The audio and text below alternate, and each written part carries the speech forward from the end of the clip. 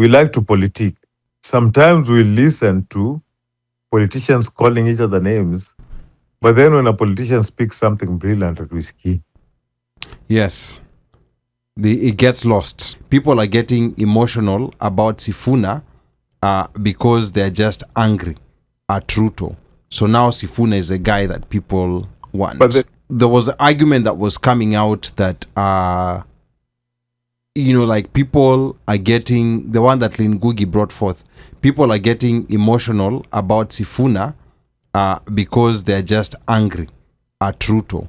So now Sifuna is a guy that people want. But the funny thing is this. I don't know if people have actually listened to the speeches that Linda Mwananchi are making. And they break it down very simple, right? They say a point. Hatutaki watu wauliwe. And then they point to the constitution where hawataki watu wauliwe. And then they point out to you how they're going to implement that thing to be made that to a point watu wasiuliwe, kila mtu ako na haki, right? And that's why I say we like to politic. Sometimes we listen to politicians calling each other names, but then when a politician speaks something brilliant at whiskey. Yes. It gets lost. It gets lost in translation, yeah. Yeah. So if you've listened to their rallies, and they're doing the rallies, they do their wachana hizi rally kubwa kubwa, hizi ndogo ndogo za midweek. Hizi yenye mtu enda mahali ametembea kama leo Sifuna alikuwa Busia. A lot of people don't know that. But alikuwa Busia na hold rally kadhaa.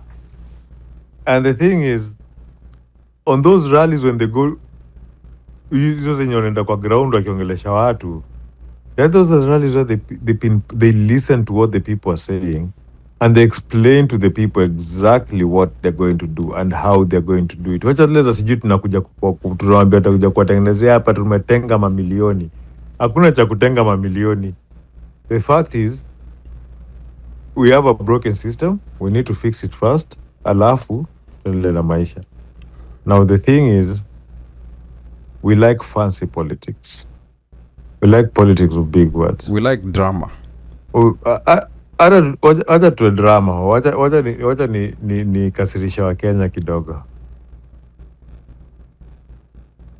Tuseme tupigie, kuna Woli Ngugi alisema tuweke Sifuna, Omtata na Maraga on the same ticket. We see what Omtata does with his lawsuits and everything. Mimi mtu ani explain kitu ya Maraga, policy tu moja ya Maraga ameshaisema vile implement. Apart from riding as being the most cool CJ in the not ule mwenye alikuwa mbele yake alikuwa the coolest CJ. But apart from just Willy Mutunga, but yeah. Apart from him riding as the Chief Justice of that, niambie kitu like just tell me kitu yenye Maraga explain pati yake itafanya kuimprove life ya mtu Kenya. I think Maraga maybe has not done a very good job, like with connecting people and explaining himself. But if I had a choice between, let's say, like a Maraga and Ruto, I'd still go for Maraga because yes, and this is because of right now I think we have to look at the common denominator of especially this now almost 15 years of Uhuruto.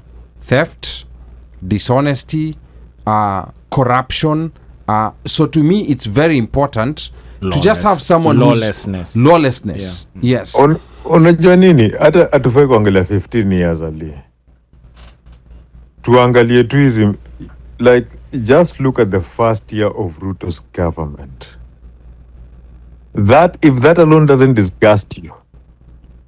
Tulifika mahali kwa country mpaka MPs wana make challenge ya do kama waswa wash.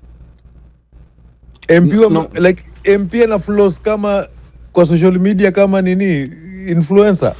No, I think part of the problem is when you have someone who's very skilled at winning elections. Like Ruto has never lost any election, and if you look at the people he flawed in the 90s, people see his biggest victory as Iyapaya against Baba, but he flawed Ruben Chesire in 1997, who was Moi's man during Moi's era when rigging was happening, but he was still able to flow Moi's man during that particular time, which shows you how skilled he is when it comes to winning elections. I think the problem is that you are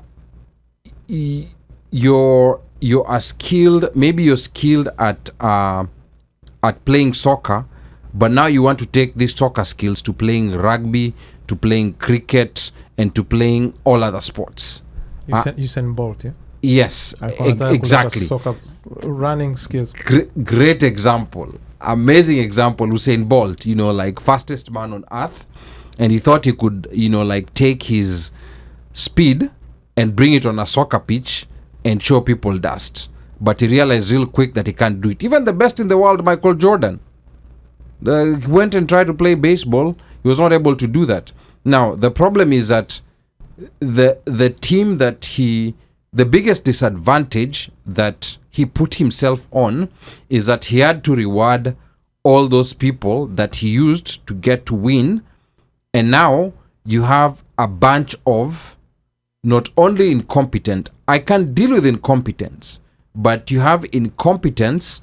On top of it, there's corruption and there's theft.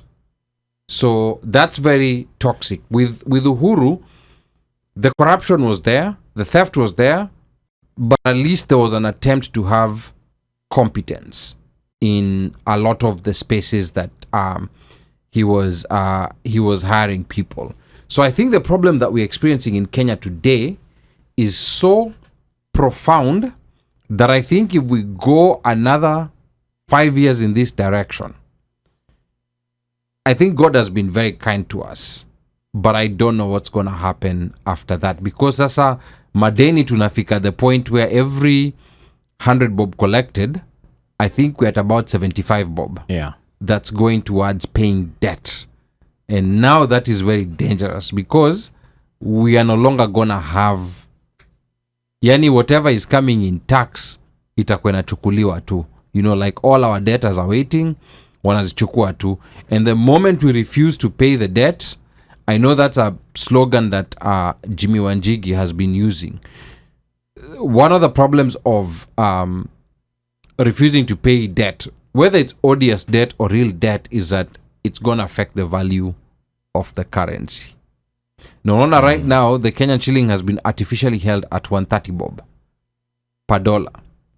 The day when it starts falling, hapo ndo pali, like all the investments you've made in Kenya, it moves from a 20% return to a negative 15% return. That's what a fluctuation in exchange rates show.